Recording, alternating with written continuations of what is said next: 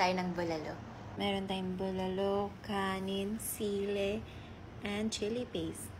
Kakabalik ko lang from France and sobrang nag-crave ako ng bulalo. Ang dami nagme-message sa akin recently na, Ivana, tatakbo ka ba? And guys, I think it's the perfect opportunity and the perfect time for me to finally tell you. At sana ibigay niyo yung buong suporta niyo sa decision kong to. Sana suportahan niyo ako sa hindi ko pagtakbo. Bakit naman ako tatakbo sa ngayon? Wala akong alam sa politics, wala akong alam sa paggawa ng batas, and siguro kung papasok man ako sa ganyan, dapat mag-aral man lang ako ng 3 to 4 years. Because I don't want to put our country at risk. Bakit ko ipapasok ang isang bagay na hindi ako handa? A lot of people would say, gusto ko kasi makatulong sa Pilipinas, gusto ko makatulong sa kababayan natin. Guys, kayang-kaya natin gawin yun even without being into politics. Kahit wala kang position, wala kang upuan, kaya mo makatulong. Hindi mo kailangan maging congressman or mayor or councilor para makatulong ka. We can all help out in our own small way. Kapag papasok ka sa politics at ipaglalaban mo ang Pilipinas, dapat may utak ka. Parang gantong bulalo kung laki yun.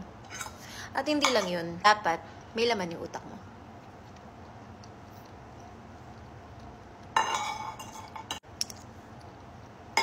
At hindi basihan ng followers or sikat kasi siya, kaya mananalo siya. Dapat hindi ganun. I have nothing against the people who are running kasi buhay nila yun, gusto nilang tumakbo. But this is my opinion and my thought and my answer to the messages that I've been getting. Kapag boboto kayo, please vote wisely kasi mahal natin ang Pilipinas. And I believe aasenso ang Pilipinas as long as we pick the right leaders and the right people to lead our country. Ini-encourage ko lang kayo, kung ayaw nyo pakinggan, huwag nyo pakinggan. Kung boboto man kayo, sana yung may tiwala ka sa tao. Hindi porket, ay sexy kasi siya, ay maganda siya, ay gwapo siya, ay sikat siya, napanood ko siya. Dapat hindi ganun. Dapat ay may tiwala ko sa kanya. Alam ko may magagawa siya para sa Pilipinas. Magaling yan. Dapat ganon. Kasi kung sa ganda lang guys, maambag mo lang yung ganda mo at pogi mo sa session o yung pagiging matakaw mo, sexy mo. Ano yun? So yun, sa mga gustong tumulong, tulong-tulong tayo. Hindi natin kailangan ng position para makatulong. Pwede kang tumulong kahit hindi ka politika.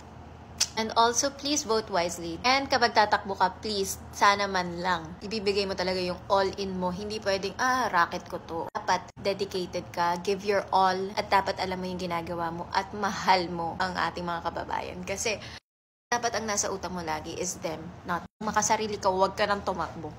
Yun lang guys, so, kakain na ako. Bye!